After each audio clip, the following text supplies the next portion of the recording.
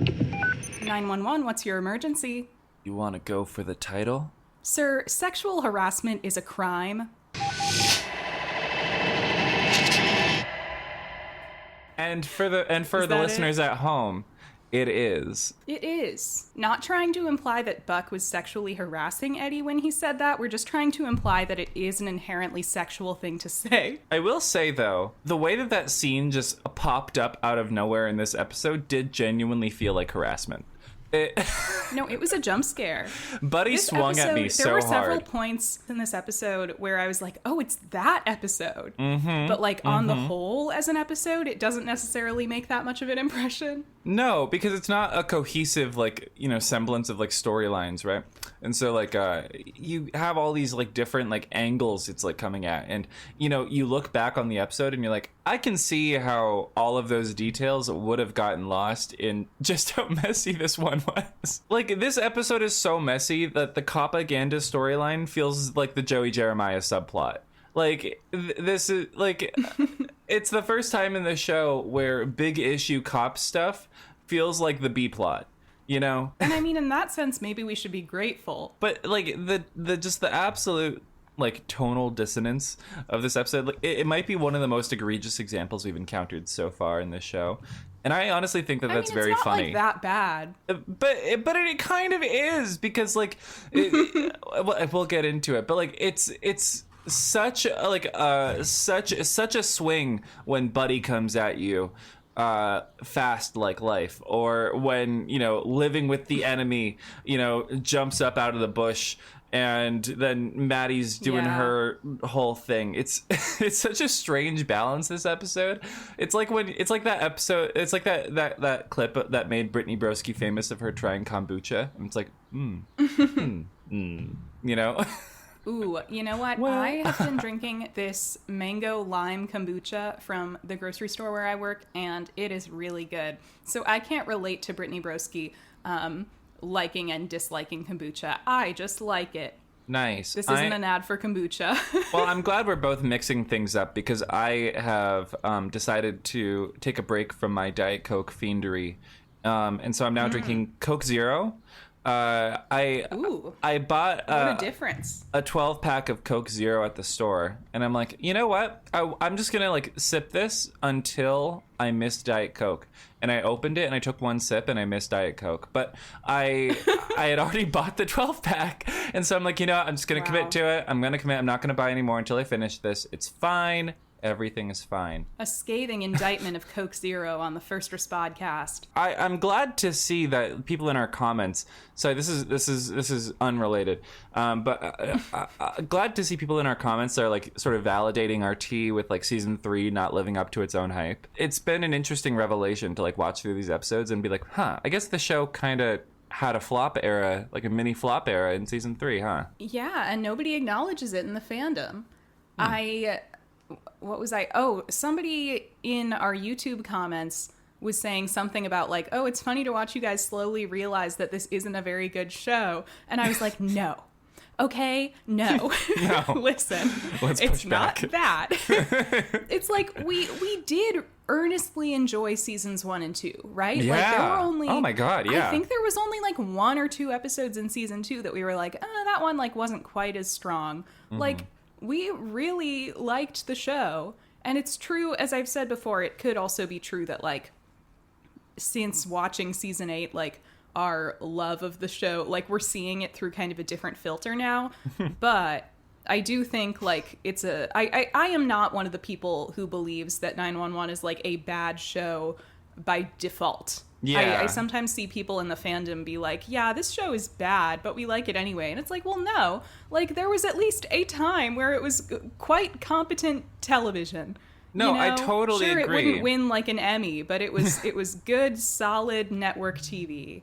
No, I totally agree. And you see this like historical revisionism happening all the time. Like, it's so common, like, amongst like Glee fans to be like, oh yeah, the show's always been bad, but we've loved it anyways. And I'm like, well, no, the show was good, and then it got bad. Or like, I don't know, like what's another example? Like, actually, you know what? I'm not gonna lie, Jane. My roommate is watching through Supernatural right now. and I'm finding season 1 to be quite compelling. Oh, I thought it was so boring when I tried to rewatch it last, but, you know, I give that it was, like, fine. I don't think it was terrible. No, I mean, it's definitely, like, later seasons of Supernatural, like, pretty much everything past season 5 is terrible. But I'm sort of remembering what I really liked about this show, and I'm like, oh, wait, this show did used to be good. Or, like, you know, when you look back on, like when Teen Wolf was really good, or like when Vampire Diaries was really good, like those shows were genuinely good TV.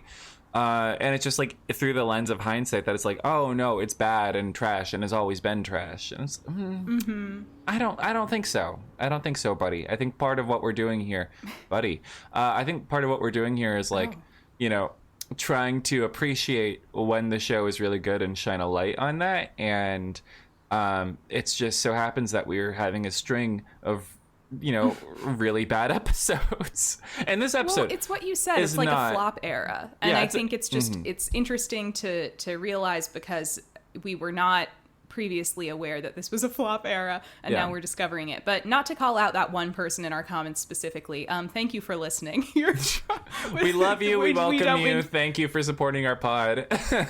Yes, just a little counterpoint to the idea that this show is actually bad. I think, like, and I think that makes it all the more frustrating when it is bad, is you're like, I've seen you do better than this. Like, I know that you can do it. So, you know, what's going on here? This show is a student that just needs to apply itself. I think we've said this before, right? Like, well, it's like, it's my perspective on Eddie is like, I'm his stern but loving swim coach. Yeah.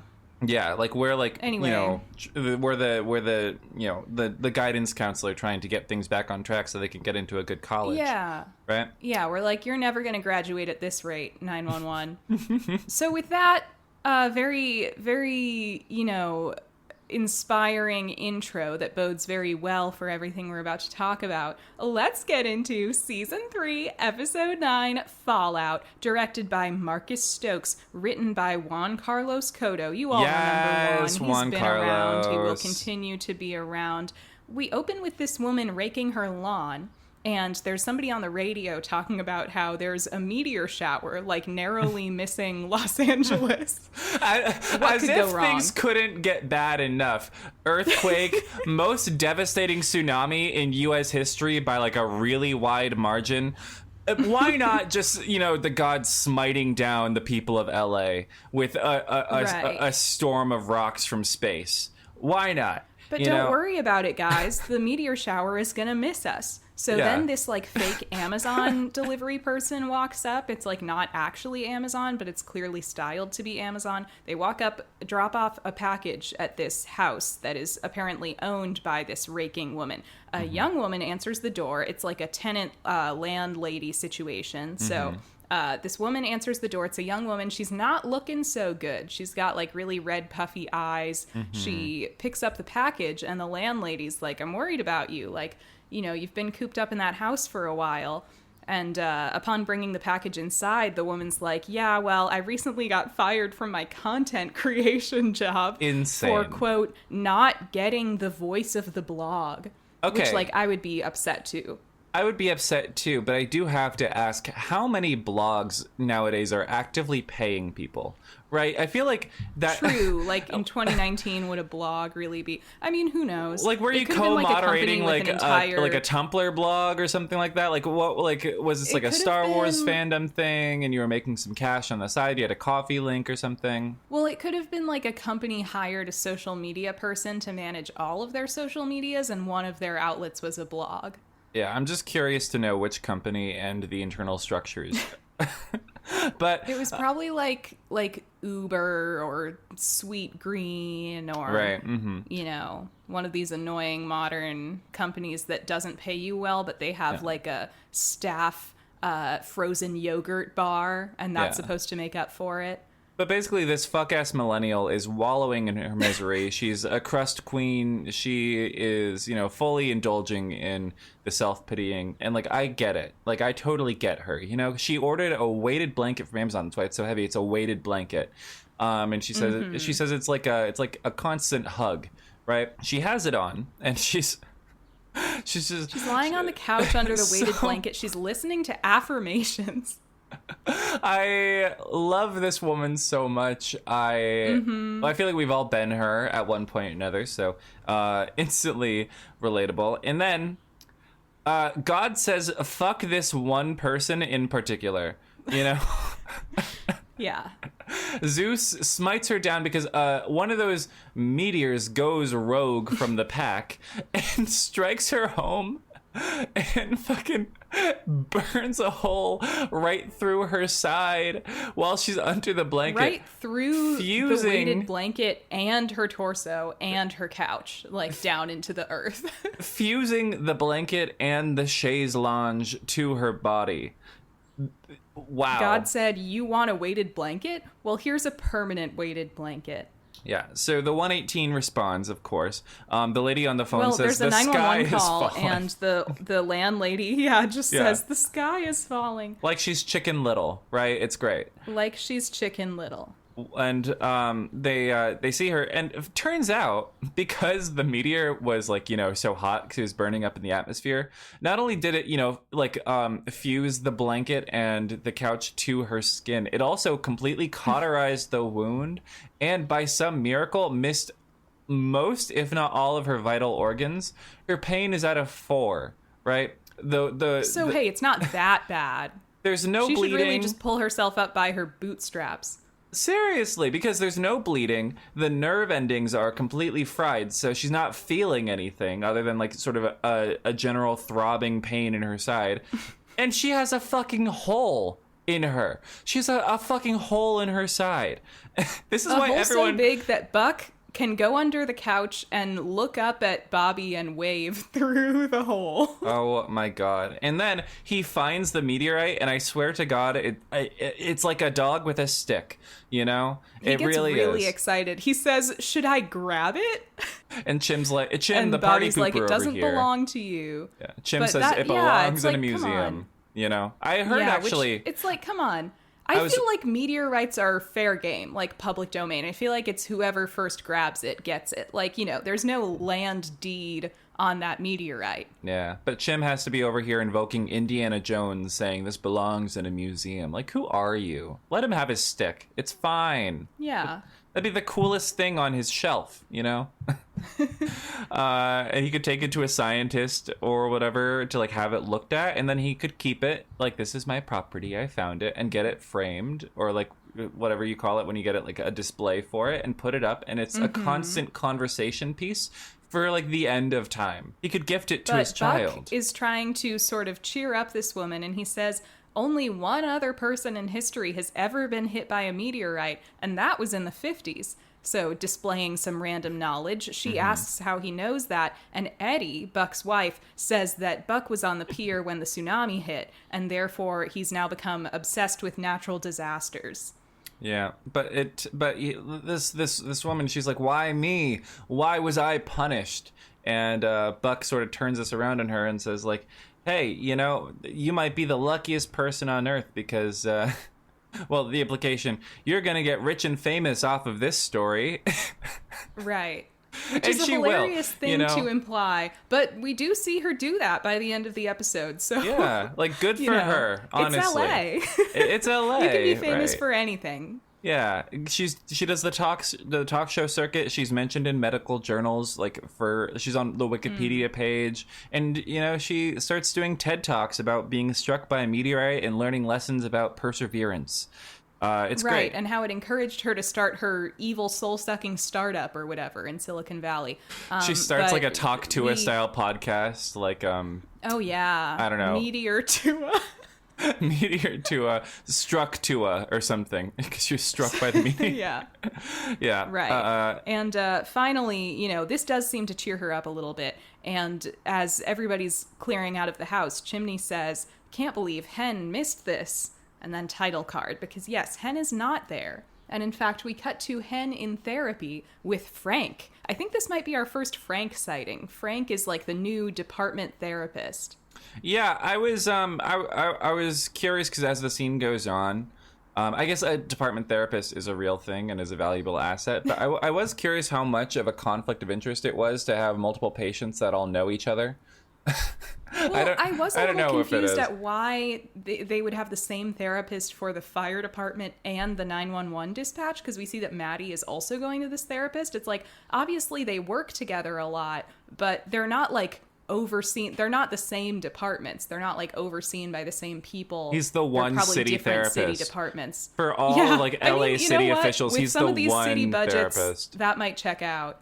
It might, but like now he's like, as overworked as a public defender, if not more so. And so maybe that's why he's kind of a bad therapist. Yo. It all makes sense. Tim Minear is smart, you guys. He is. We kind of start cutting between three different characters going to therapy with Frank. We've got Hen is in therapy. She's talking about having nightmares following this accident, her little oopsie where she ran over a civilian with her ambulance. We see that Eddie is in therapy with Frank. He's like, I'm sorry, I like don't even know how to describe what's going on with Eddie because I think it's so poorly thought out by the show. Yeah. He's talking about like not feeling any emotions. He's like, there are all these moments where like I'm watching my kid have fun and I should be feeling joy, but I just feel nothing. And it's like, wait, where did this come from? It doesn't even, am still, this is what I was trying to get at in my video where like, Eddie's emotional storylines, to me, always feel really, like, told and not shown. So, we get told these things about Eddie, and I'm just like, what? When? Like, I never saw that be true about him. Well, it feels like conflicting storytelling, right? Because, like, the whole thing is that they were telling us that he's feeling intense bursts of anger, right? And it was probably grief-related and, stress-related and whatever. And that's why he was, doing the underground fighting ring. He was settling it in the ring.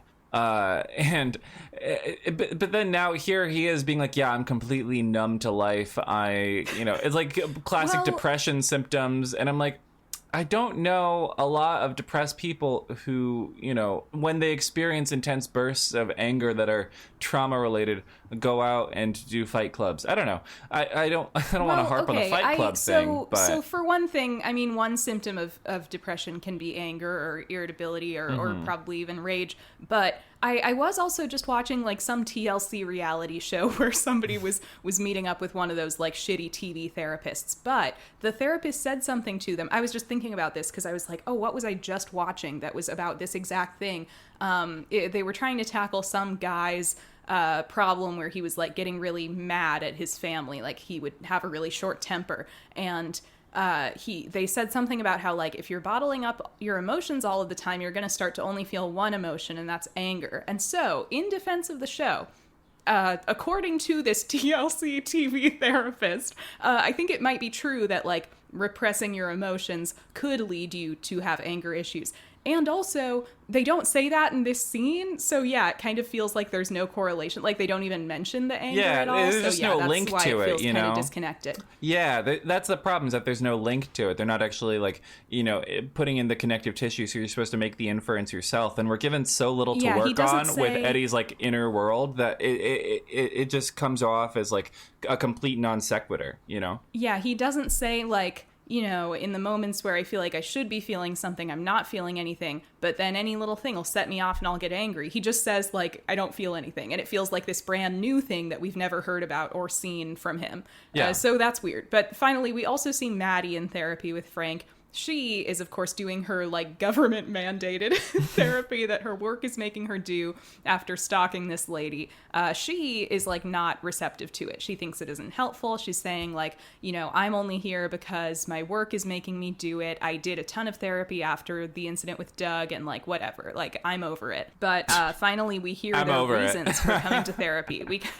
We kind of see all of them, like, expressing their reasons for going to therapy. Maddie says, I was ordered by my boss. Hen says, I know I need help to process this. So she's kind of like winning therapy between the three of them. Which, of course, your goal in therapy should always be to win, right? Of course, of course. You should always A, try to impress your therapist, B, win the interaction, and C, come off not only as like cool and normal, but also admired in some way. That's the goal. Is to be admired by your therapist. Exactly. That's the way to do it. They don't always tell you this, but that is the way you are supposed to approach it. That's what I do when I go to therapy. So Hen is It's what I would do if I had health insurance. No, same. So Hen of the three of them is sort of being the most like rational and healthy. She's saying, I know I need help to process this. She's being receptive to help. Eddie says, I don't want my kid to be like me. Very sad thought for him to express. Again, it's like, I think this would hit harder if we had seen this whole emotional thing about Eddie, like, actually expressed through scenes between him and Christopher, instead of, like, him and, like, Bobby just, like, telling us that there are things wrong with him. But whatever. I do think that line is poignant on its own. Yeah, no, I totally agree with that. I was actually kind of feeling for him in that scene, and that actually felt like it had a thesis for the character.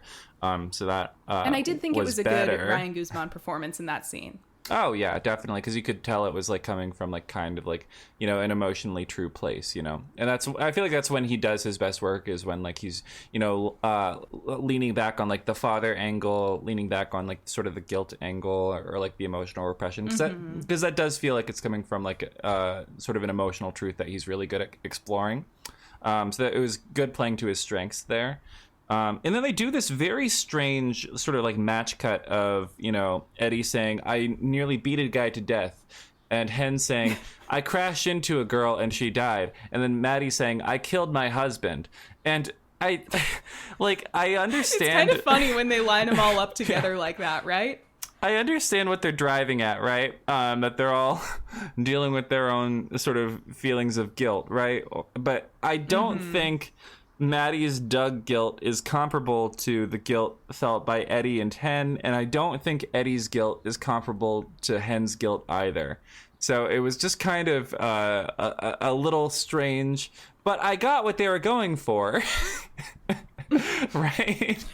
Yeah, I just found it kind of funny to hear them like all list their crazy things that they've done. It's like it almost feels like an edit someone made of like putting together moments where they've like talked about their crazy storylines. It's like a fan cam, it just and comes it off a like, little goofy to acknowledge that the show has done this many crazy things this recently. It's like a fan cam, and it culminates in like sort of like shots of like them like killing or almost killing these people, like with like a shoujo anime filter and like I don't know, like a Taylor Swift song over it. Yeah. So back at the station, presumably later, Buck and Chimney and Eddie are all asking Bobby about Hen, like when she'll be back, what's going on with her. And we kind of get onto the topic of therapy, and Eddie says that he isn't sure he and Frank are clicking, which, yeah, they don't really seem to. I don't know. I don't know why the show cares to make this a thing, because I feel like they don't really explore it much in this season.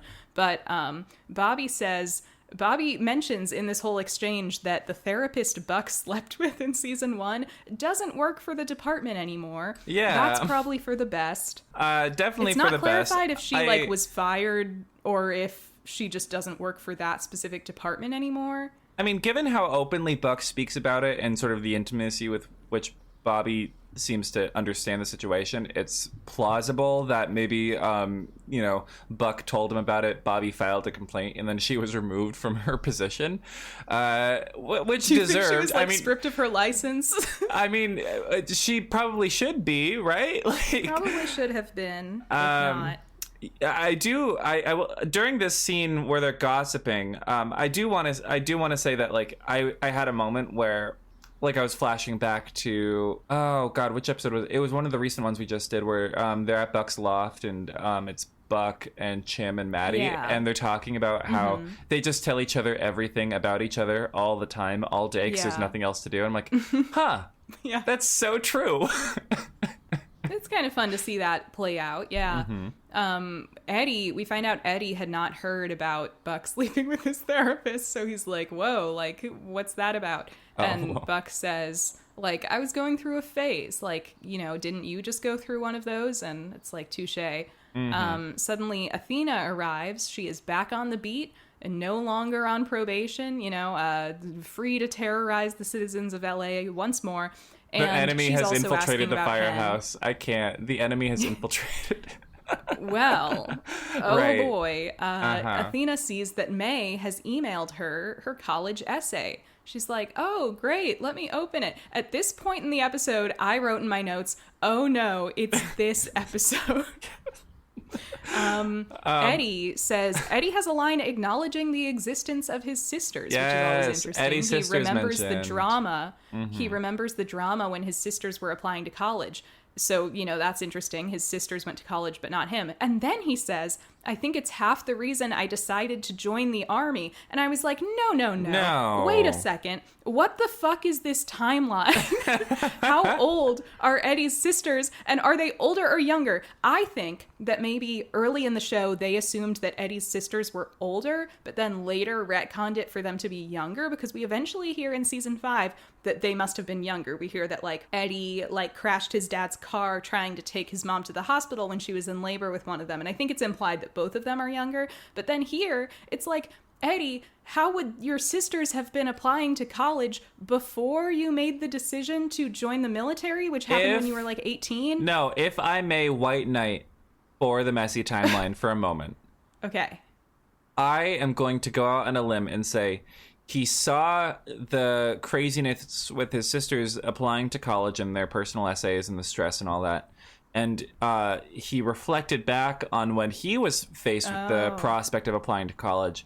And he saw the writing on the wall with the personal essays and felt that same emotion and said, nah, I'm going to go into the army. And then when he saw his sisters going through that, he's like, psh, glad I didn't have to do that. So that's my take on it. So you're interpreting that's the my line take as on more it. of you're interpreting the line as kind of divorced from the sentiment of remembering the drama with, I get what you mean, I think a retroactive.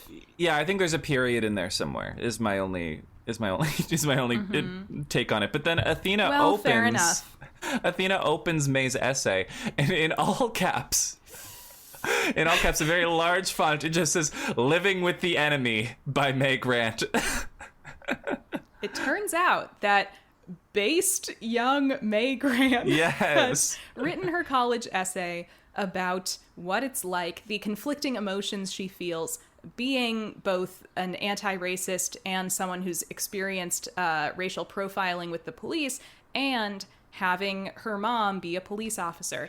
And I think she's real cool for this, and obviously we agree with her perspective 100%. Yeah. But Athena immediately is like, wow, I can't believe my bitch daughter would betray me like this. She literally, she says, I'm gonna kill that little girl, or whatever.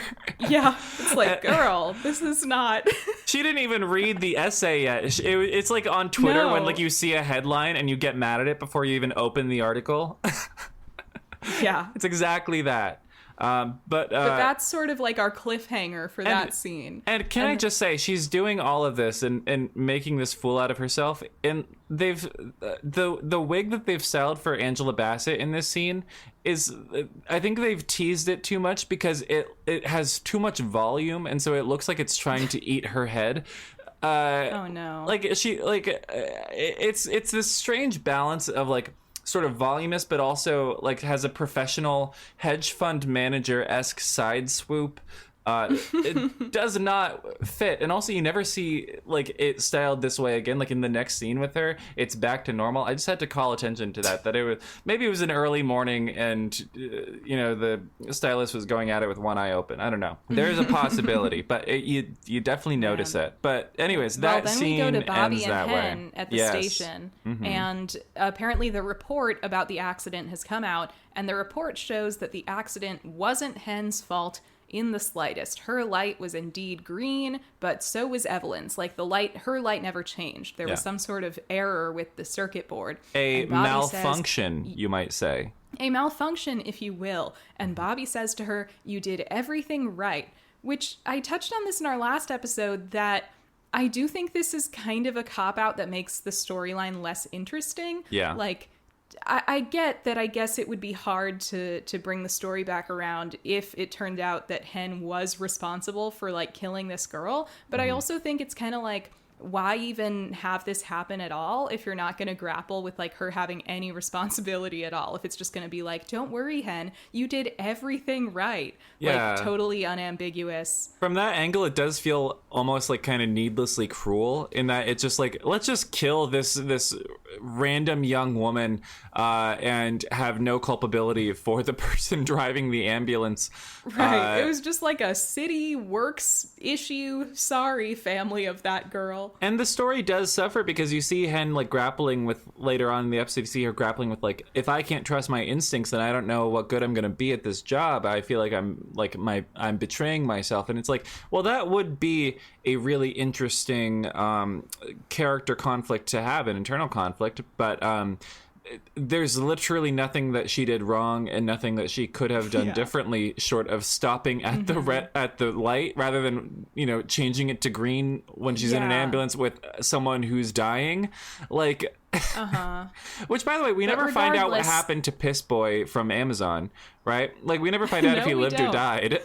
He probably flatlined in the back of the Probably ambulance. because no one was looking after him and the ambulance crashed. He probably just died and nobody mentioned him again. Was that not weird? Well, I think they mentioned something about when the crash happens, it's like I think the reason they call the 118 is because like the rest of the 118 to come respond is like now they need to tend to this girl and transport the guy in like a different vehicle. I think they like call for another ambulance or something. Oh, I must have missed it. It was. But nevertheless, Hen is still feeling responsible for what happened. Obviously, like, and it's true that, like, just because you learned that you technically weren't culpable, like, that doesn't mean you didn't drive the ambulance into someone and it resulted in their death. So, like, yeah, you would probably still feel responsible. She mentions that she and Karen are going away for a few days. And, you know, when Bobby says that she's free to come back to work whenever, Hen says she still needs some time. Which is reasonable. It's reasonable that she needs time to readjust after that, because it is kind of a life-altering thing to happen. So you sort of, you get it, and you definitely feel for Hen in this scene. But it cuts off there, and we'll pick it up in a couple of scenes, because back at the Grant household, Athena's actually reading the article. The essay, yeah. Many of you can't relate. She read beyond the headline, yeah. And she is reading the essay with disgust. With absolute disgust. Disdain. It's visceral on her face. I'm like, immediately, it's like Michael is there trying to talk sense into her. Like he points out that she takes time to sort of praise you and say that she looks up to you, and this is why she has this internal conflict. And, you know, May is allowed to feel these things. Like, May is allowed to have this, like, internal, like, dialogue about this and to voice it in this form. Because, especially because, sort of from an objective perspective, Athena is the misguided cop that she's getting so offended over being painted as, right? Yeah. And it seems like, and obviously we haven't read the essay because it's not a real essay, the show is fiction, but from the way it's described by her other loving parent who's, you know, read it, and was talking to May about the process of writing it, it seems like she's writing a very even-handed essay about her own personal misgivings. While, you know, paying respect where it's due and voicing this conflict with a lot of nuance. And Athena's over here just like, nah, you know? Even the way Athena describes it makes it sound very reasonable. She says, like, oh, so my daughter's portraying me as, you know, some misguided cop who's trying to fix a broken system. And it's like, well, yeah, Athena, that's exactly what is happening. Yeah, for a straw man, that is very nuanced, right? Like, right. But she learns that Michael actually already knew about the essay, that May had talked to Michael about it before telling Athena, because, he says, she was worried about her mom's reaction. And, like, this is exactly what she thought would happen, is yes, Athena is just really angry about it and refusing to see May's side of it. but Michael just encourages her to tell May that she loves and supports her, even if she disagrees with her. And Athena's response to that is, that's easy for you to say, because you're not the enemy. And I just thought this was so immature, you know, like as a parent, I thought that was such an immature reaction of, like being unable to divorce. You know, she's obviously seeing this essay as a personal attack on her. When, like you said, it sounds like it's focused on May's internal struggle with this idea and like the sort of general attitude and culture around the police. It's not like a point by point, you know, tear down of Athena Grant personally. And I understand why like you would feel defensive of your career if your kid made an essay like this, but also I think she's reacting in a very kind of immature, irrational way about it instead of being... I think Michael's being a great mediator here. And trying to just encourage her to, even if she does fundamentally disagree, to just kind of accept that her daughter... He says something very poignant to her where he says, like, we always said that we would let our children grow up to like have their own minds and speak their minds and figure out the world for themselves. And like the fact that May feels this way means that we did our jobs. And Athena's kind of caught up on literally just like the title of the essay, like you said. No, it's true. I mean, like in fairness to Athena, she does seem to take this on, and the resolution of this episode is a lot better than the last two that dealt with the copaganda thing. And this is kind of why I'm of two minds about this, right? Because on the one hand, I do... You know, on an emotional level, I do understand Athena's defensiveness, and I do understand this reaction. And, like, again, to her credit, like, at least she's not having this, like, reaction to May's face. Like, she's, you know, dealing with this in private before talking to her about it. So, I guess points to Athena for that. But... You know, there, like, at the same time, you would kind of hope that, you know, a parent would be able to take themselves outside of it. I mean, then again, maybe it is realistic because a lot of parents are sort of impulsive and immature and childish about a lot of things. So I don't know. I'm of two minds about this because it is a marked improvement from the last couple of times the show handled copaganda. And at the same time, like the fundamental flaw for this storyline for me is that we only see it from Athena's perspective. We don't get anything from May until the end, and even then that's framed from Athena's perspective, and we don't even get a scene about it from Michael's perspective, right? And I get that May isn't a POV character yet, but like we could have at least had something from her to make this a more of a balanced portrayal. We could have seen the conversation between Michael and May, maybe. Yeah, that would have been better. I mean, Michael is still main cast at this point. Let no one forget. Supposedly, yeah. You know? Yeah. I have my own problems with the resolution of this even, but we'll get there. Whatever. Athena feels like the enemy. She's feeling attacked right now. Are we the baddies? We go to Chimney and Hen at Chim's apartment. They're, you know, having a little bestie unwinding time. Love to see it. And Hen says that Hen's kind of catching him up on what's going on with her and Karen. She says that Karen, like, immediately started supporting Hen after the accident, kind of put aside whatever turmoil she was going through previously, and, quote, it's like the IVF stuff never happened.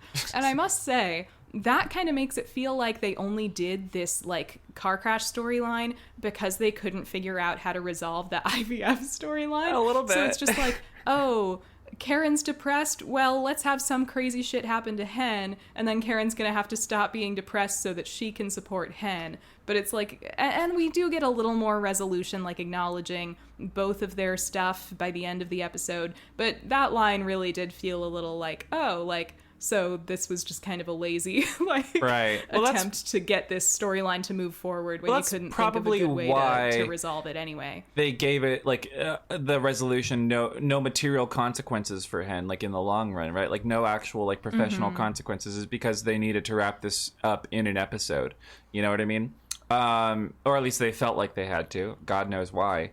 And it does feel kind of lazy. Saying this show wraps things up too quickly. They could have stretched this out longer. Yeah, but I do appreciate one little bit of framing here, like in this sort of new situation Karen and Hen are in, where Hen says that, you know, Karen at her work is a project manager. She's a project lead on all of her teams, and so now Hen is like her new project, and that's giving Karen a sense of purpose. And so from that perspective, you do kind of get it that maybe she's like taking care of Hen as a way to cope with her own grief.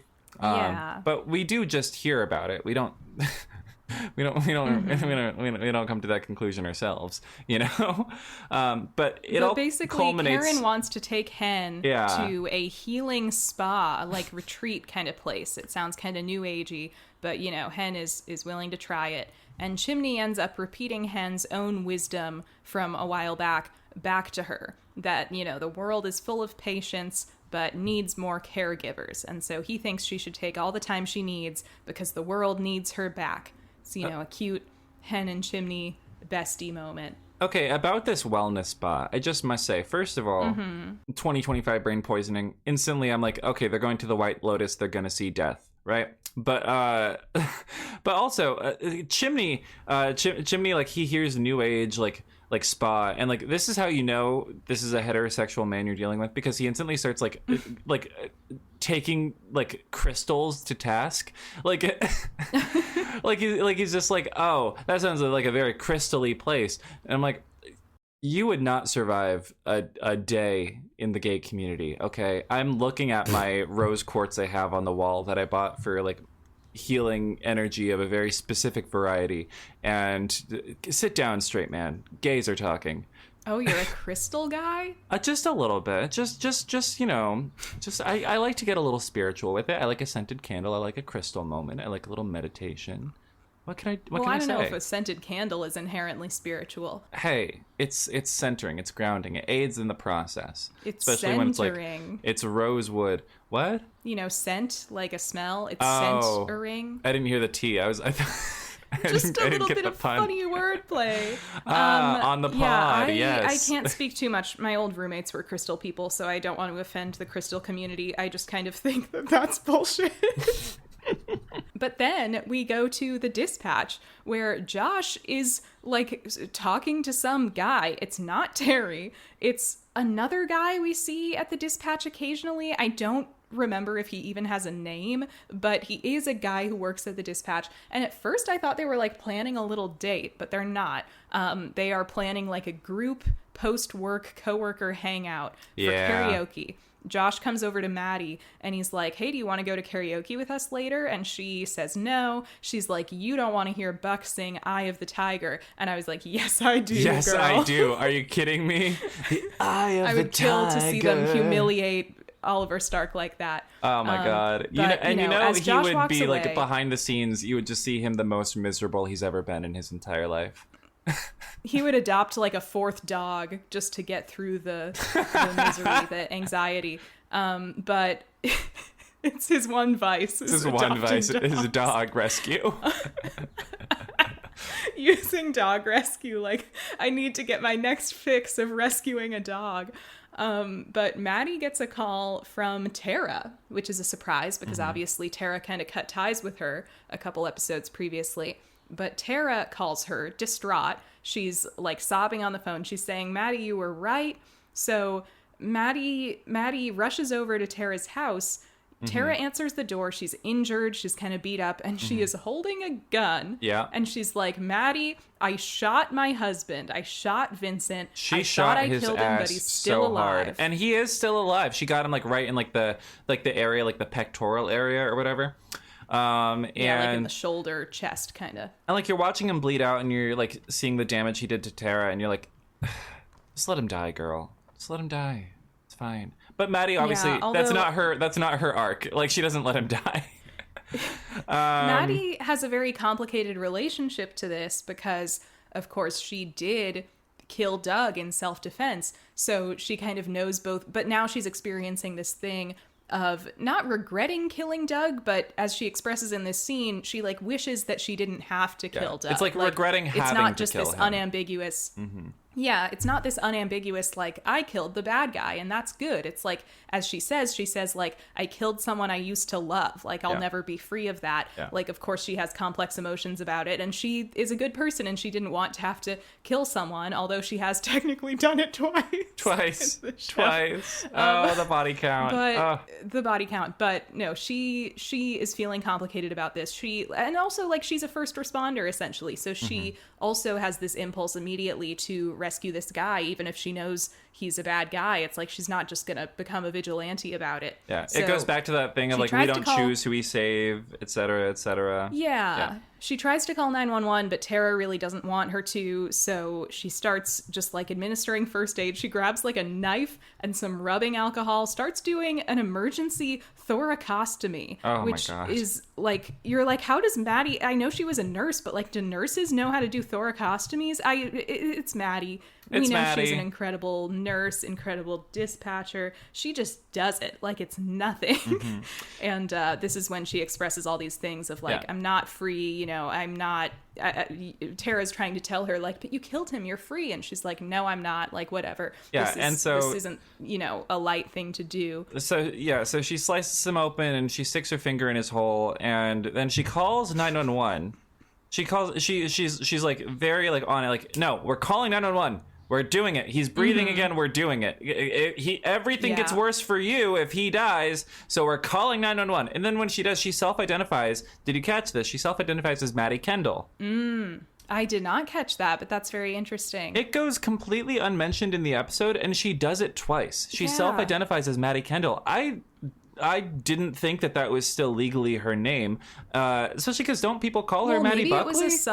Maybe it was actually a genius, subtle thing to show that she's feeling tethered to her accident with Doug in this episode. If so, genius. If not intentional, not genius. Well, to be honest, I don't think it's genius either way, because I thought that's where they were going with it, and I was like, oh, that's really cool. But then later on, you know, we see a scene of her at the hospital, and the doctor comes up and says Miss Kendall to her right in front of Buck, and no one says anything, and it's never mentioned, and there's no even reaction to it.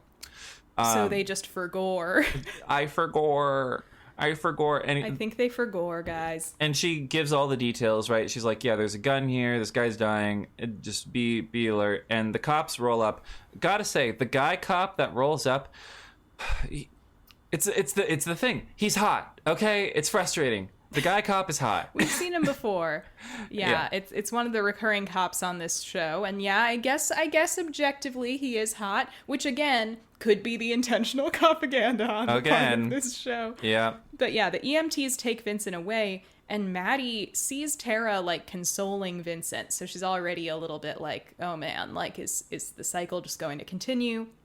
But spoiler to cut away alert, to something yes. a little less intense. Karen and Hen are arriving at the TLC spa. The White Lotus, they're checking in. Right. Someone approaches Hen, and it's Stacy, the life coach that Hen saved in Hen Begins, which prompted her entire first responder career. Shout out Hen Begins. Let us Stacey, call to attention the fact that Hen Begins happened last season, and this is the second reference to it in the main like continuity of the show. The writers of season 3 really liked Hen Begins as an episode, and so Stacy is very happy to see Hen. She clearly has all this gratitude for her. She's like, please, like, let me buy you dinner tonight. And Hen and Karen are like, oh, like, you know, we'll get settled and maybe we'll call you, whatever. As they're arriving in their room, we're hearing that Hen's still feeling very disillusioned by the accident. Karen wants to accept Stacy's invitation to dinner and, like, you know, thinks maybe it'll be good for Hen. But Hen is really still feeling all this guilt. She says that she doesn't remember pushing the button to change the light, despite the report saying that she did. And so she's saying that, like, she doesn't feel she can trust herself and her instincts anymore. Again, would have been more interesting if they gave her material consequences for the crash, but whatever, it's fine. We covered that. And Karen makes a really good point, actually, where you know, she talks about how it's muscle memory, and she actually should trust her instincts because it was such like a non-thought in her head to do that it was such an automatic response that It's just baked into what she does. Like, her being a good, diligent first responder is so baked into her process that she doesn't even register anymore, in the same way that Karen doesn't remember brushing her teeth this morning, even though she knows that she did, you know? And so there's definitely a point in there. Definitely a point that Karen is making. However, there's one thing that was completely haunting this scene and the last one for me. And I don't know if it was just like a strange kind of misguided choice on the part of Stacey's actress. I don't know her actress. I don't know if she's in other stuff. She's in Hen Begins, and she gave a very normal performance in that. Very capable, normal performance. But in this episode, I was getting like Jonestown. I was getting Heaven's Gate.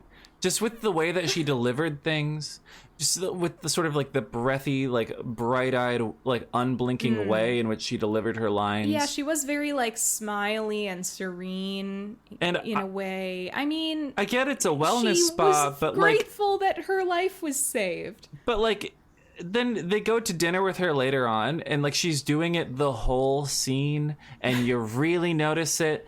And then they just leave, and like you never find out what the deal with the fucking wellness spa was. I'm like, is this a cult?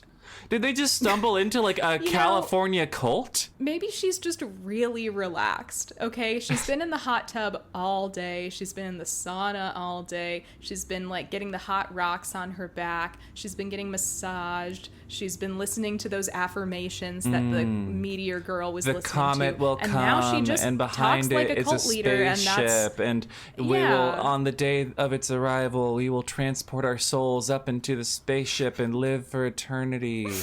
Ooh, okay, yes. On like a much meaner show, it would have been so funny if like when they're having dinner and like she's just given Hen back her will to live by being like, yeah, you made sure that I could be there for the birth of my grandchildren and, you know, see my daughter get married. And then like she tries to initiate them into a cult right after. It turns out it was all just a ploy to get Hen and Karen in her cult. I mean, they are lesbians. It could be a Yellow Jacket era, you know. It could be like a Yellow Jackets arc where...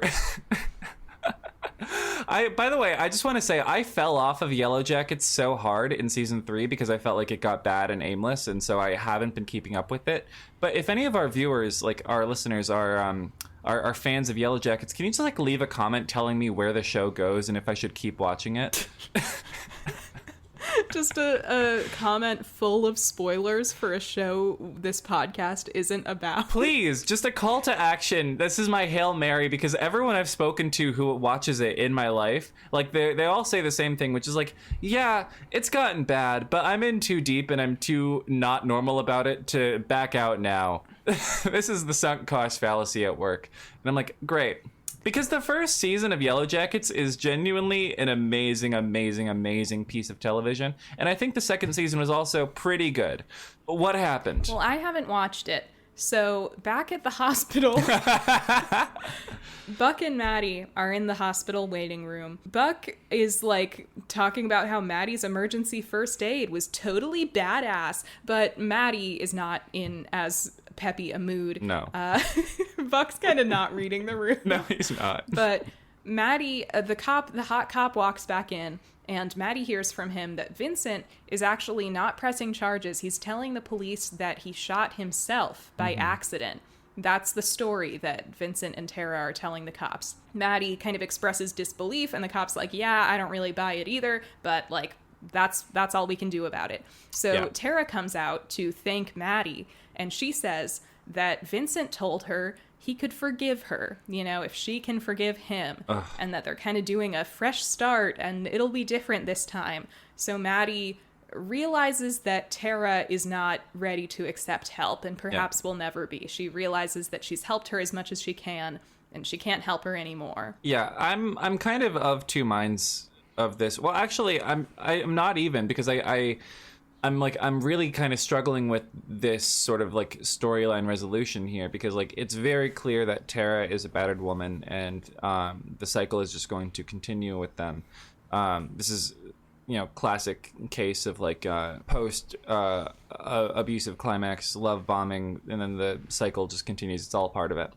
And like I understand like sort of the narrative beat, and it is interesting to have Maddie say this woman is beyond the scope of my help, but then she kind of lets Tara go, and it's like, no, I mean, Maddie, like, if you don't keep tabs on her, this woman's gonna wind up, like, you know, in the same situation or worse, and, you know, no one here wants that. So I don't know, like, I kind of needed like one more, if it, like they're so in deep with this storyline, and so much has happened in it that, like, I feel like it can't really end on this note of saying this woman, you know, isn't ready to accept help, so I'm just going to take my hands off and let her be abused until she is.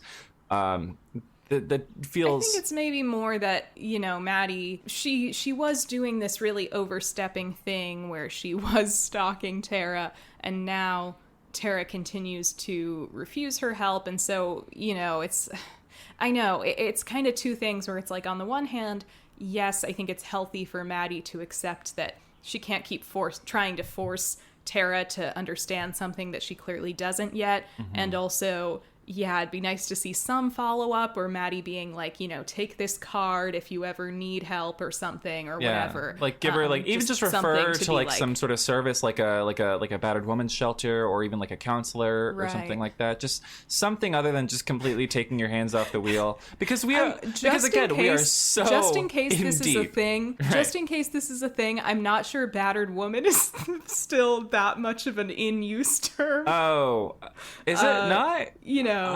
It just has sort of a raw and unwieldy vibe to me. So I'm just gonna clarify. You know, shelter for survivors of domestic abuse. I don't know. Yeah. You can cut that out if you want. I just keep hearing battered woman, and I feel like it's from like the 70s or something. Let me. I'm actually gonna Google this. I'm not saying it's like super frowned upon. I just feel like it's sort of a passé way to put it. Okay, so no, you are right. It seems that the term has been criticized by some survivor advocates as being outdated terminology, not used outside of courts. The newer term used among advocates and outside of the courts is criminalized survivor. What? Wait, what? Wait. That feels way more nondescript and also ambiguous. What? Okay, well, maybe even just like abused woman is a little less harsh than... How about a shelter for survivors of domestic violence? How about that? Yeah, it's not that. Yeah, I guess there's just something about battered women that sounds like sort of like what a sort of mustached judge would say about survivors of domestic violence in like the 70s. That's the vibe I'm getting for some reason. No, that's totally true. I mean, it does feel like sort of like a character on LA Law would say that in like a scene where they're all smoking like cigars. Stuffy male cop shows up and he's like, looks like it's another battered woman. Yeah, a little. It does feel a little swashbuckling. So no, you're right about that. I'm probably going to leave that in because it's a good conversation to have. It's a good conversation. It's a learning experience. A little teachable moment. This terminology is always in flux, and it's important to err on the side of caution when talking about sensitive subjects. So that is tough because we're totally unscripted on this podcast, and so sometimes if you like just say the first word that comes to mind or whatever, sometimes like we've had before like little gaffes like that. So I wanted to clarify because in my mind I had like a little inkling of like I'm not sure people say that anymore, and I don't want somebody to like anyone to not like that, to be made to feel uncomfortable because of it. No, that's definitely true. Yeah, I mean, like, these are unscripted, and so it's I think it's good when moments like that happen because it is a learning opportunity. And I like it's a good reminder that semantics are important. So that is a good note for the future. Anyways, this storyline wraps up bad because Maddie didn't give her a card for a shelter for domestic survivors. Yeah. Yeah, it seems like it would have been nice if there was, or I guess from what I remember, we never get like a follow-up of like what became of Tara, and so in retrospect, it does feel a little like dark that this is just where we leave her. Yeah. I do think it's good drama, and it is like a realistic scenario, so I think this part of the story is kind of satisfying in that way, but it's not like, yeah, it's too bad that we never follow up. Yeah, but instead we get a very different, jarring, hard right turn of a follow-up to a different storyline. Oh boy, yes. Yes. This was Life comes at you fast. Second time in the episode. This was the second time in the episode that I said, "Oh, it's that episode." Yeah. Because we go to Buck's loft, and Eddie and Buck are talking, and Buck's in that tight, unflattering little hoodie, and you're like, "Oh, I've seen this scene in edit after edit after edit," and they're having a couple beers. Because they're boys. Because they're boys. Okay. This is what boys do when they're having some fun. Just a boys' night. I did write in my notes, in all caps, Buddie maxing, 2 question marks. Now, 5 question marks. I know. It almost feels like tasteless. Yeah. But they are talking. They're gossiping, really. Talking about the Maddie situation. And Buck says Maddie realized that you can't save someone from themselves if they don't want it. And he says, especially if you aren't around to see that they need saving. And so, we realize that he's talking about the situation between him and Eddie, and he apologizes for not being there during the lawsuit. He says, I should have been there, which is a normal thing to say to your platonic bestie. And he's like, maybe I could have talked some sense into you during this whole Fight Club arc you were having if I had been around noticing what was going on with you. And Eddie says, things got a little out of hand for both of us. Don't beat yourself up about it. At which point Buck says, why? 'Cause you'd rather do it? Which already...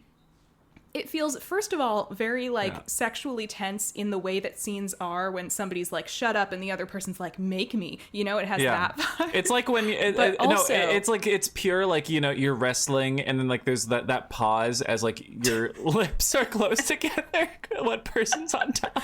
But also, it almost feels like this sort of metaphor about...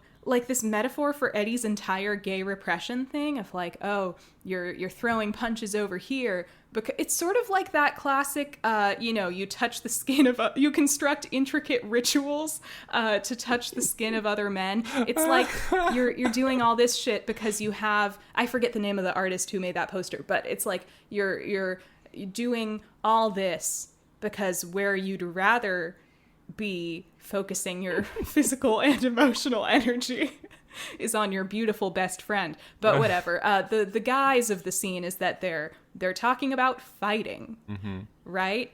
Yeah. And Eddie says, you're going to make it about you again, which this is a sentiment that Eddie brings up about Buck all the time that I never really think is justified, but whatever. It's what the show has decided on, so whatever.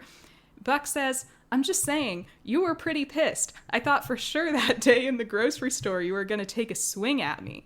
To which Eddie responds, not that you didn't deserve it, but I wouldn't do that. You're on blood thinners. So, turning it into kind of a teasing, challenging exchange. The tension Buck is growing. Yeah. It's growing. And Buck has maybe the craziest line of the scene. I know we all talk about the you want to go for the title line, but I feel like this is the most homoerotic line. He says, I'd still take you, while bringing the phallic object of the beer bottle to his lips, really putting it in his mouth, he wants to take a bite out of it. I'm so glad you pointed that out, because it's very integral to the scene. After Buck then follows that up with, by the way, going for his waistline, right? Right. He grabs his belt like he's about to whip it out. He goes, you want to go for the title? And Eddie brings his beer to his mouth, the phallus. I wish I could resurrect Freud from the grave and show him this scene and be like, do you think this is sexual at all? Just to hear what he would say, and then I would put him back in his grave. It's like, oh my God, what do you even make of this? I mean, Oliver Stark going on that podcast, cut to him going, that was... Oliver Stark himself, that was super gay. That was super gay. Okay, and then... Now, does that remark ring a little more sore now that we have gotten through season 8 and Buddy Cannon still didn't happen? Sure. But it's for the record, we have that, we'll always have that. He did admit it. He was at the scene of the crime. And he admitted it. Is Buddie going canon, or are we all just jerking off? No, they're jerking off each other in this scene. Each other. Okay. Oh my god. Like, and then it cuts to, of course, where they're actually going to go for the title. They have their son in between them, and they're all playing. They're playing a video game, and it's in like a style similar to like Marvel vs. Capcom or whatever. It's actually, and I was doing some Googling. It's actually an alpha build of a game called Cerebral that seems to have never been released. Well, yeah, I was watching and I thought that looks kind of shitty. It looks like maybe like they just did like a mock-up of like a fake video game so that they wouldn't have to deal with copyright or anything. Seems to be styled kind of like a Street Fighter kind of thing. Yeah, so you saying that is so embarrassing on the part of the team that made this, because it was intended in earnest to be a real product by like an indie game. My apologies to the makers of whatever video game you just said. I was looking into it. Apparently Cerebral was developed by a team of 6 people in Seattle, and they got pretty far along in their alpha build. They were opening it for beta testing. You can buy it. You can still buy it. It's available for purchase for, I think, $18 on their website. But it never made it out of beta, and it has not seen an official release on any platform. I don't even think on Steam. There is no Wikipedia page for the project. There's no Wikipedia page for the team. So it seems to be just an abandoned project that, given that the team dissolved in 2020, seems to be a COVID casualty. So 2020 So how is... did the makers of 911 get their hands on it? I guess it was cheap, and licensing wasn't even a big deal because it's an alpha build of an indie game that could use the PR. I mean, like, would we know what Cerebral was if not for this show?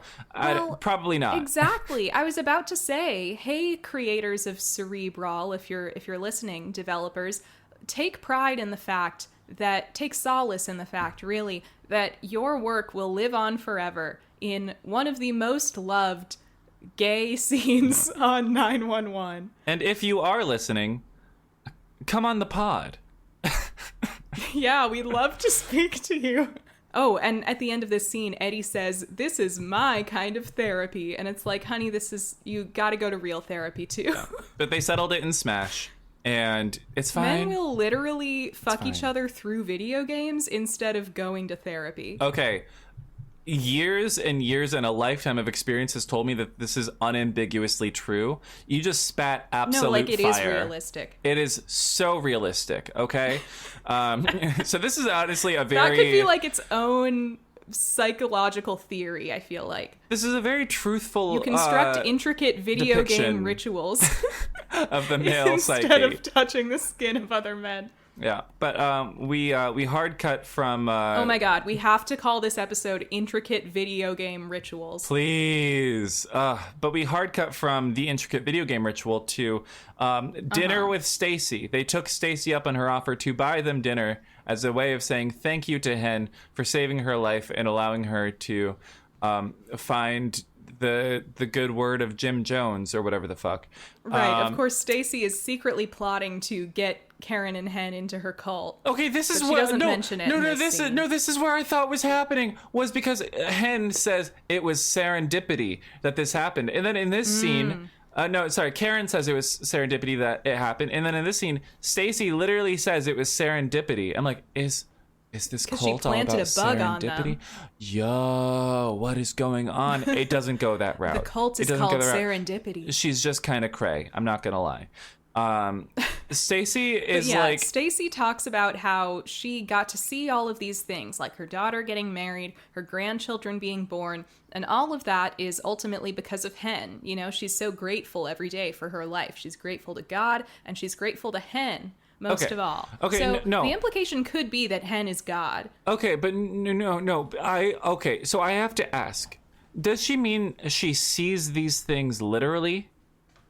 Does she mean she literally saw these things in her... Okay, that didn't... She's saying she got to see those things because she lived, because she didn't die of her heart attack. Okay, that didn't click for me, because the way this was prompted was by Karen asking her, when she had her near-death experience, did she see a light? Did she see God?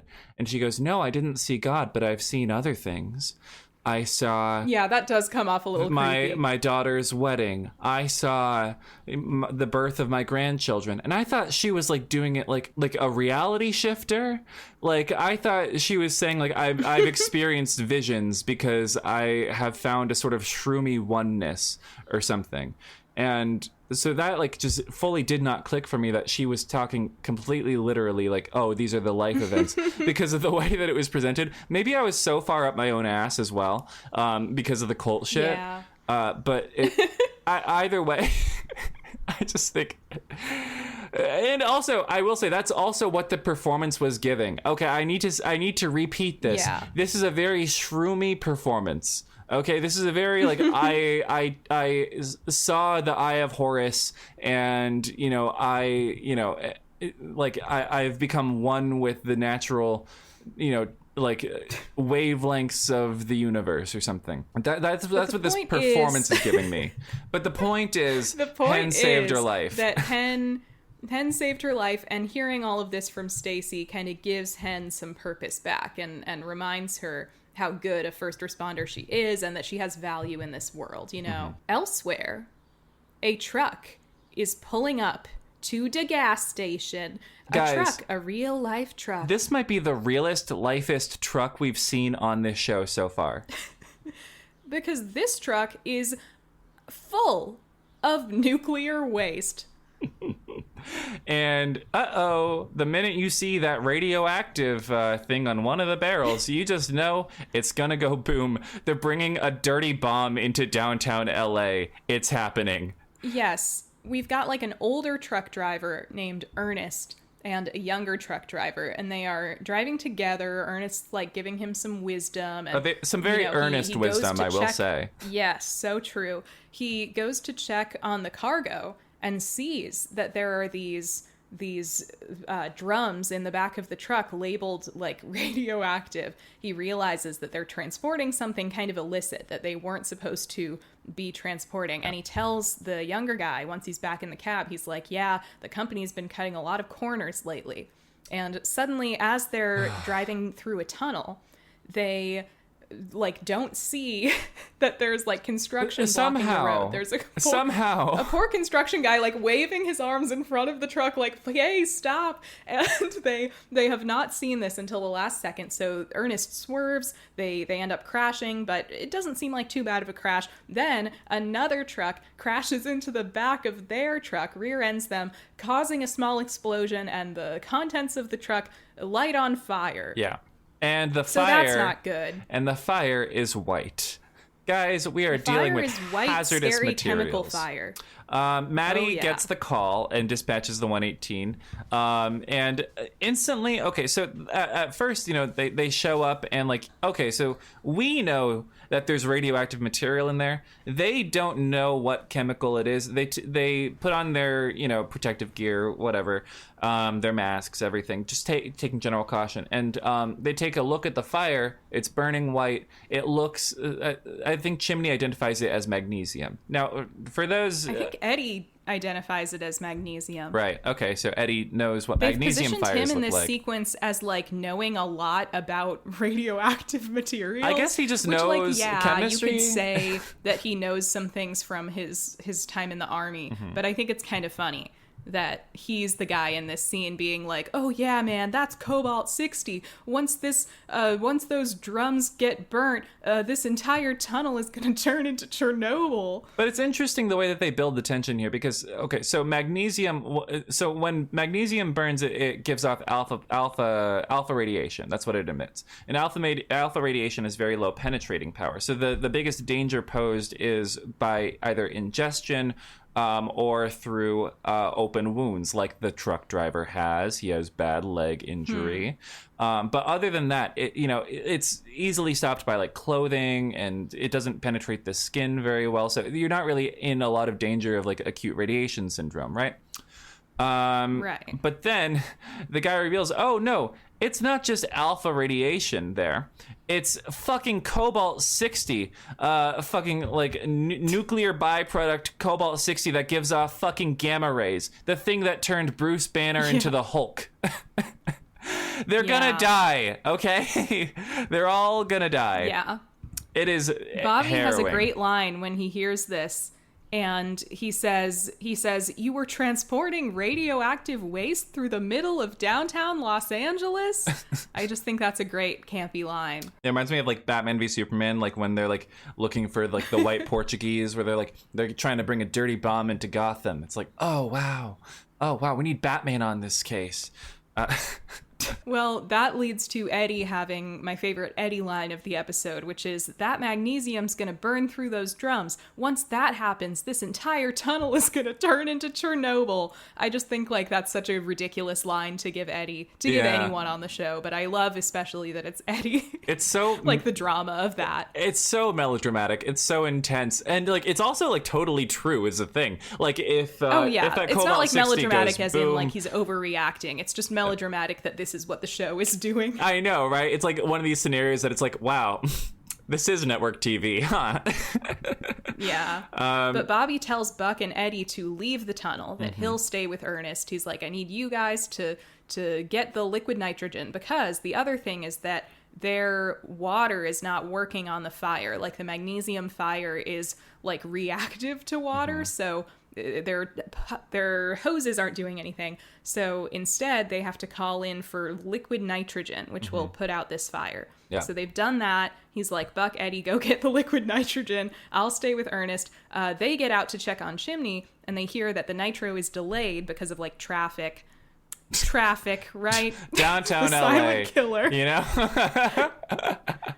If I was like the fucking liquid nitro truck, and like the only thing standing between me and like a dirty bomb that's going to irradiate like the entirety of like the LA metropolitan area was like a traffic jam, I would start like plowing through cars left and right. Are you kidding? No one is safe because everyone is going to die if I don't get there.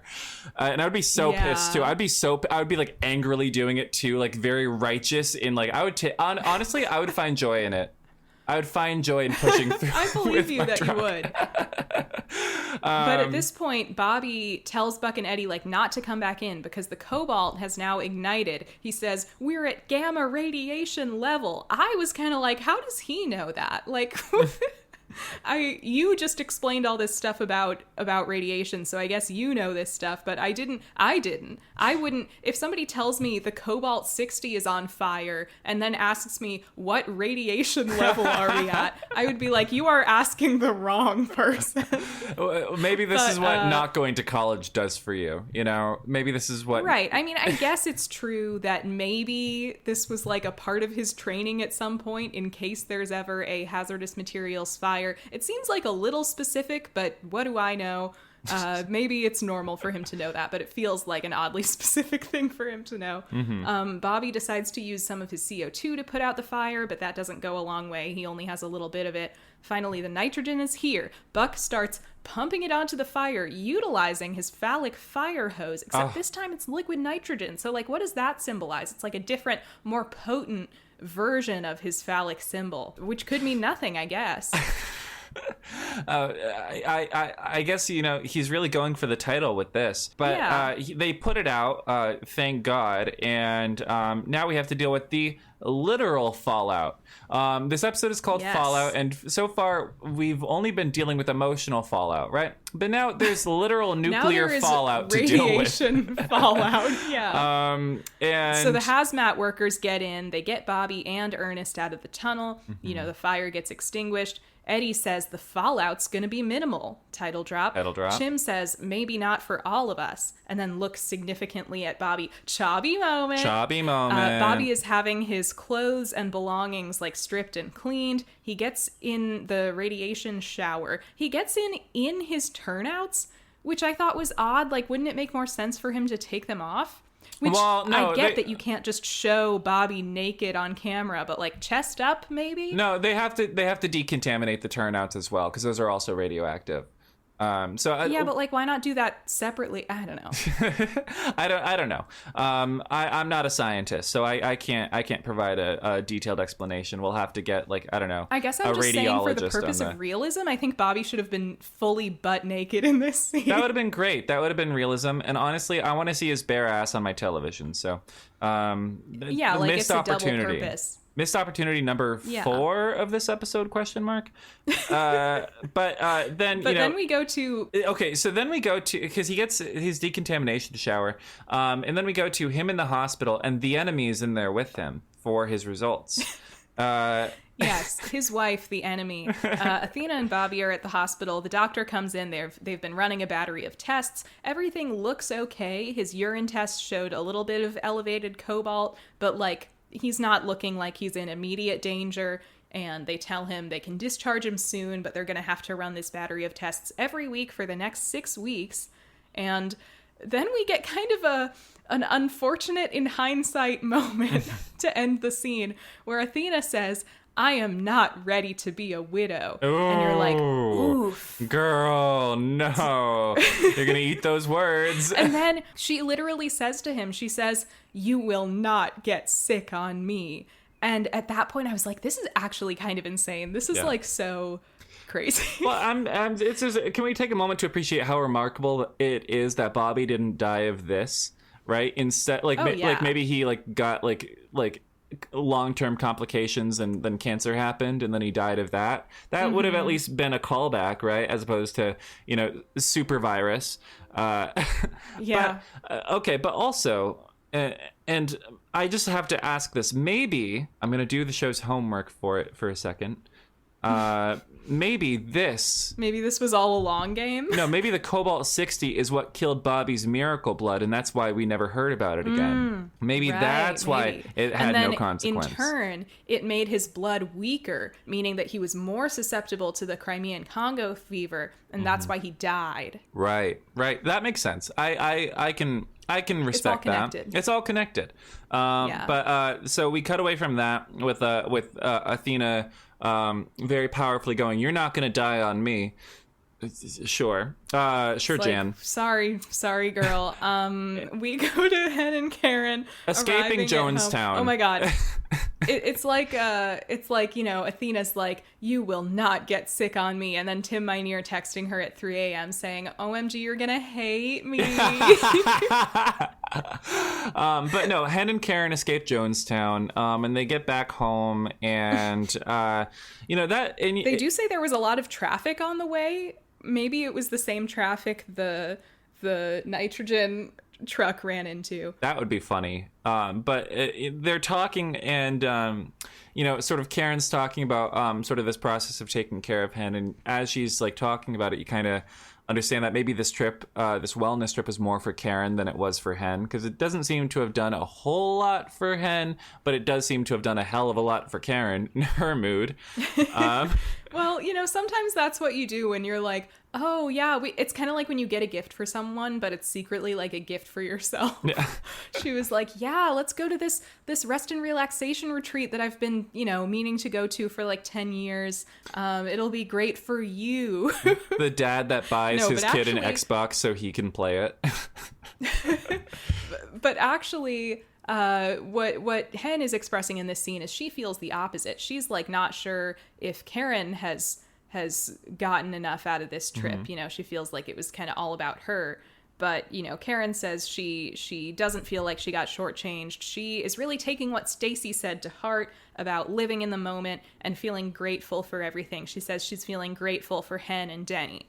And Hen's like, you had me worried for a minute there when you were so depressed that, like, maybe me and Denny weren't enough.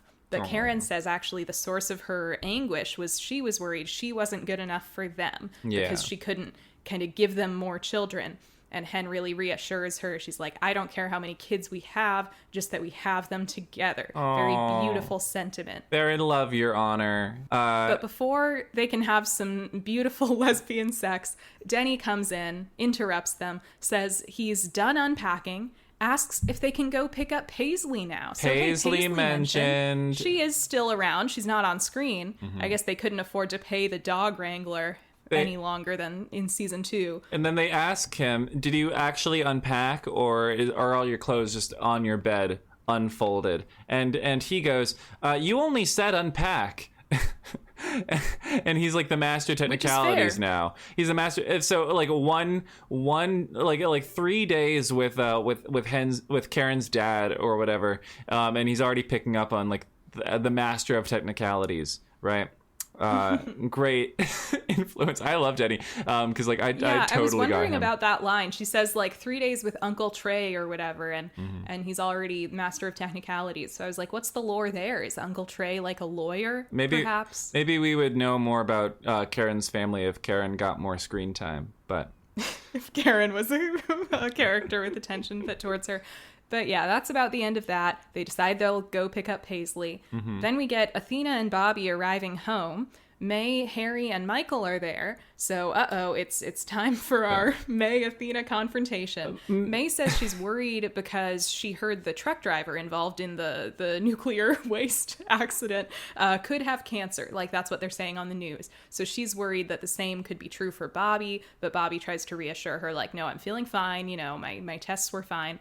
So Michael starts talking about how there are going to be repercussions for the company that owned this truck and was like transporting this waste, about how they're probably going to get like super investigated, and that the company itself is probably going to make Ernest's life a living hell for being a whistleblower, because now he's like going to the media about this.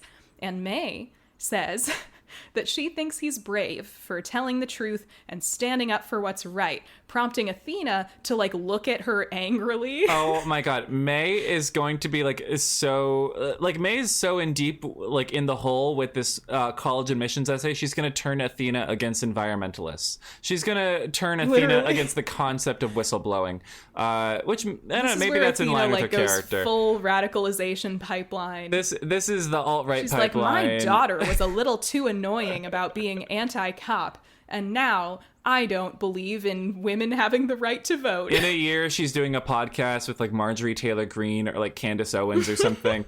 She goes on Joe Rogan to be like, yeah, I just don't think we need all of this waste in, you know, the way the government works. I think we should really cut out some of the fat. She gets a job at the Department of Government Efficiency. No, I mean, like, it's neat. Like, we need to like stop. No, if Angela Bassett ever finds this podcast, we love and respect you. We love and respect you, Angela, and all the great work that you do. Come on the pod. Come on the pod. Ma'am. But we need to appreciate how crazy of a choice it is that for Athena's entire storyline this episode, May has been a very central, like the central most player in it. And here at the end is her first appearance of the episode. That's crazy to me, isn't it? Like, that's just kind of wild. I don't know. It very much is, Athena's little tantrum about it, and we see it all from her perspective. But here, Athena wants to talk to May about the essay, and she apparently has made her peace with it, because what she does is she corrects her on one point. She says, you know, you called me an officer in your essay. I'm actually a sergeant, and, you know, that may not mean much to you, but that's an important distinction in my line of work. But after she says that, and May says, like, you know, I'll fix it, she says she thinks the essay is good to go, and that it's very strong, and the admissions people will be very impressed. So it's like, yay, like, Athena worked through it. She swallowed her pride. Be a mature parent it's about good. It. Yeah. Right. She did what she was supposed to do. But then the little speech she gives May is, I know you're still trying to figure things out. Figure yourself out. You and I might not always agree on the choice the other makes, but I'm very proud of what I do. I'm proud of who I am, and I just hope one day when you're my age that you'll be able to look at your daughter and say the same. So it's like very diplomatic, but I don't really like the implication when she says, like, I know you're still trying to figure things out. It just always comes off very condescending to me. Like, she doesn't actually believe that there's any merit to her daughter's thoughts and feelings about this. She just thinks, like, I know you're wrong, but you're young and you're still figuring it out, so I'll give you time to be wrong now, and you'll learn the truth eventually. Like, that's what this speech gives me. It's like the parent who, like, you know, tries to like come to terms with like their child coming out as gay by telling them, like, I know you're just confused and figuring things out right now. You know, it's like it does kind of feel like a similar sentiment of, like, you know, I'm not taking your positions or your autonomy seriously. But one Right. day, when you have my experience and my wisdom and my perspective, Yeah. you'll come around to seeing things my way. Yeah, and then maybe Right. I'll finally respect you. That does feel kind of Literally. kind of icky. So that's like like you said, I do think it's not as bad as some of the other stuff we've seen this season, but it still always strikes me as not a true concession to May's point of view. Yeah, which and may that's a be little like frustrating. it is definitely frustrating, but it's also realistically like probably best case scenario for how but Athena as we've always responded said, to it's this. like just because it's technically realistic doesn't mean like it's a story, it's making deliberate choices. Yeah. But yes, in real life, like sometimes you can only get a parent to like come around so much, and if you've like made peace, it's like then sometimes that can be enough. Yeah. Like just that you're not fighting anymore or whatever. It would have And sat so better once for Athena, me if again we had just gotten just an ounce of May POV in this entire storyline. just if it felt like the show considered her perspective legitimate, which it doesn't really. Yeah. But Michael says to her, he's like, that wasn't so bad, huh? And May says she actually kind of wishes Athena had just said she was mad at May because, this is more complex. Yeah. And whatever. We go to our ending kind of montage. A song by The National starts playing, and the next day we see Athena sending the kids off to school. We see Eddie sending Chris off to school, and Hen starts narrating with this crazy line. She says, "Life hits you head on sometimes," which it's like, Hen, too soon. Too soon. Too soon. That felt like rather insensitive phrasing. It did. And like we see like this sort of montage of things from the episode, the sort of the wrap up montage, like a news report about the whistleblower, like saying like today the real fallout begins, drink. Yeah, we get a couple different Fallout mentions. Like we get like this the lady from the opening call going on Instagram Live and talking about it. And also we'll say She did in become the tradition, famous, so good for her. She's leveraging her crazy event that happened to her for clout, in which the is what you grand should always tradition do when something notable happens to you. this show's Instagram lives, you do get some very funny comments from Yeah. this. The funniest to me were someone saying you're a whole new person, whole spelled HOLE, which taken out of context is just crazy harassment. But also then someone just asking point blank, what was your hospital bill? I genuinely died. Because like I want to know that. And That's what I want want to know too. But she has this great line where she says, "I used to have this hole inside me, but after getting an actual hole, I feel whole." Too much mention of whole for my taste, to be quite honest. I agree, but poetry, that's the joke.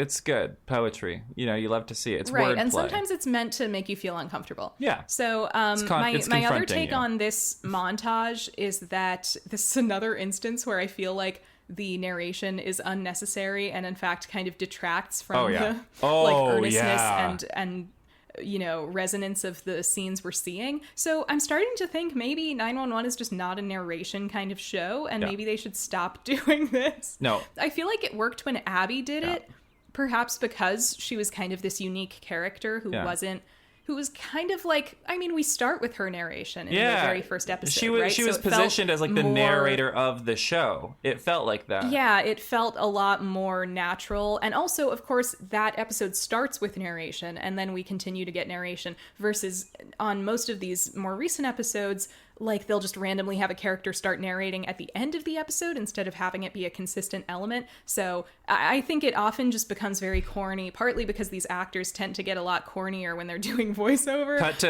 to like Carrie Bradshaw at her computer being like, and I started to wonder I couldn't help but wonder if Big could make room for a meteorite in his esophagus, then why couldn't he make room for me? Meteor is moving to Paris. Oh my god. Yeah, it feels like also the narration tends to just redundantly state the obvious, like the themes that we have already seen very clearly happen on screen. It'll just be like sometimes even the theme that is the title of the episode, it'll just be like, well, sometimes the things in our lives have fallout. And it's like, well, yeah, you didn't need to tell me that. Like, I we got that. We Thank watched you. the episode, didn't we? Right? I've seen it. I've seen the episode too. You don't need to remind me. And it's so not so yeah, helped this was by just the another fact moment that, where I was like, cut the narration. And cut it. it's so not helped by the fact that all of like the scripted scenes that accompany the narration are so like twee and so fluffy in like a way that feels very dissonant from like the tone of the rest of the episode.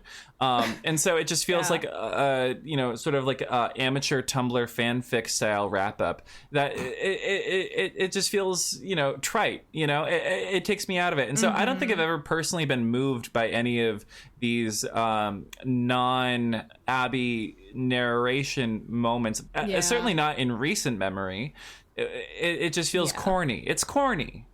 But it ends with Hen syncing back up with the 118, of course. And when they go out on a call, Hen says, "I'll drive." Oh. Well, okay. First of all, there are a couple things we skipped over there. Maddie goes back to therapy, and she actually called him this time. She's like finally ready to be receptive to therapy. And she says a really like good dramatic line where she says like, I need to talk about how I really feel about killing my husband. And she like breaks down as she's saying it. And that's like a good moment where you're like, ooh, like I'm excited to see what else is going on there. Imagine if the episode ended on that and it didn't have narration. Like... Oh, yeah, that would have been way stronger. But then we get a very funny cut to Athena at home on her computer. And she's just Googling radiation poisoning. Okay, no. Athena is not Googling. They're using a non-brand specific search engine that just says search. And I'm sorry, but is Google not enough of a monopoly on search engines that you can just use it in media? Like, you see it all over the place in movies. The funniest one I've ever seen was in a Lifetime movie. They had a search engine called Gigo Search, which is like, why not? You didn't need to do all that. No, you didn't. You just, oh my God. Or like went on like, back in like the 2010s, like when they would like just randomly have people using Bing because Microsoft was sponsoring the project. Because Microsoft paid for, But like you said, finally, you know, we get Hen is back at the station. She reunites with everybody. They get a call. And they're about to ship out in the trucks. And Hen says, Chim, I'll drive. And I'm sorry, but that read as comedic for me. Yeah. And I got this image in my head of like, imagine they leave the station and she just immediately runs over another civilian. Like it's like that, like oh my God, like it's like a fucking Wayans brother movie or something, and like that's like the fucking right ending. Or like an episode of It's Always Sunny or something. It's just like, oh fuck, I did Not it again. this again. Oops, I did it again. That would have been gold. That would have made the whole thing worth it. But then the episode ends. And I started picturing just like a version of 911 that's like a parody of 911. Ooh. With like in our parody of 911, yes, that would have happened. The lady would have actually been trying to initiate Hen and Karen into a cult. Mm-hmm. This is what Hot Shots should have been, right? This is what Hot Shots could have been. We should just start writing our parody 911. We should. We'll write a pilot and we'll send it into Tim. Be like, hey, produce us. No, honestly, it's called 9/11. No, so Tim won't like it, but I feel like if we sent it to Ryan Murphy, he might get a kick out of it. Right. You know? Wouldn't that be crazy meta if like after making 911, Ryan Murphy also started making a show that was like sort of a parody of the type of show 911 is? I feel like he's too self-serious to be into that. I feel like we'd have to send it to like Ian Brennan or something. Serious for that? Maybe, because like whenever you see him responding to criticism of his works, he always takes it so personally, and so I'm like, I mean, he seems like such a satirical guy, like I interested know. in satire, and like that's the troubling part for me is like, you know, you're interested in like sort of lampooning culture, but then like when culture lampoons you, you can't deal with it. That's kind of like a conundrum I come up against with him. Pretty biting Ryan Murphy criticism. Yeah, we need to send it to Ian Brennan is what I'm saying. And then he'll produce it. Okay, right. Interesting. Yeah. Well, either way, that's the episode, guys. Sorry we were so negative about it the whole time.